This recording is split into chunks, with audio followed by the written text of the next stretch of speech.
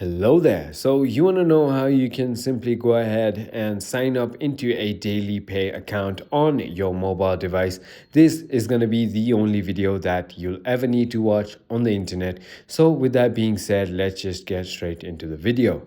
First things first, all I want you to do is simply go ahead and go ahead and open App Store, and on the search bar simply search for DailyPay, just like that. Once you've done that, simply tap on the application, click on the download button, and it's gonna go ahead and download and install on your mobile device.